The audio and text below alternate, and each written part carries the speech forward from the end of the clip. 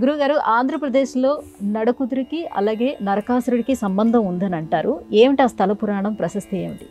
చాలా విచిత్రమైనటువంటి స్థల పురాణం అమ్మ ఇది. దీనికి మొట్టమొదటి పేరు నరకదూరు. ఆ నరకదూరే నడకదూరు. ఇప్పుడు నడకుదురు అని పిలుస్తున్నారు ఆ ఊరిని. ఆ నడకుదురులోనే నరకాసురుడు ఉన్నాడట పూర్వకాలంలో. నరకాసురుడి కథ అక్కడ చాలా విచిత్రంగా చెప్తారు. ఇప్పటికి మనం సందర్శన చేయొచ్చు.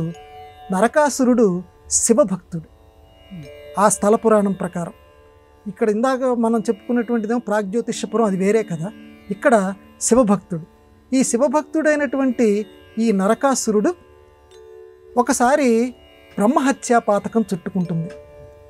బ్రహ్మదేవుణ్ణి శరణు వేడితే ఆయన ఈ నడకుదురు అనేటువంటి ఊళ్ళో పృథ్వీశ్వర స్వామి, పృథ్వీశ్వర లింగం ఉంది. అక్కడ గనక నువ్వు పూజ గనక జరిపితే నీకు ఉన్నటువంటి బ్రహ్మహత్యా పాతకం తొలగిపోతుంది అని చెప్తే అక్కడికి వచ్చి ఈ పృథ్వీశ్వర స్వామిని కొలవటం ప్రారంభిస్తాడు.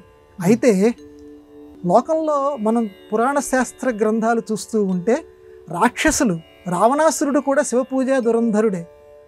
జటాటవీ గలజ్జల చెప్తున్నటువంటి వాడే, శివతాండవ స్తోత్రాలు రచించినటువంటి వాడే.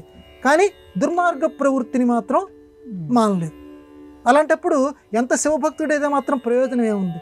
నరకాసురుడు కూడా గొప్ప శివభక్తుడు, కానీ హింసించటం అనేటువంటి గుణం, ఆ రాక్షస గుణం వాడిలో పోకుండా ఆ చుట్టూ ఉన్నటువంటి వాళ్ళందరినీ, యువతుల్ని, వీళ్ళందరినీ హింసించటం మొదలుపెట్టారట.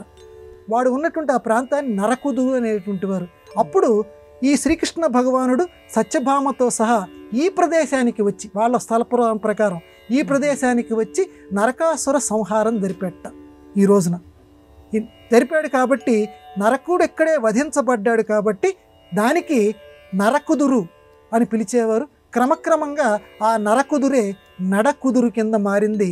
ఇప్పటికీ అక్కడ స్వామివారికి గుర్తుగా, శ్రీకృష్ణ భగవానుడికి గుర్తుగా అర్చనలు చేస్తూ ఈరోజు నరకాసుర చతుర్దశి అక్కడ జరుపుకుంటూ ఉంటారు. ఇది ఆ నడకుదురు అనేటువంటి ఆ ఊరి యొక్క స్థల పురాణం.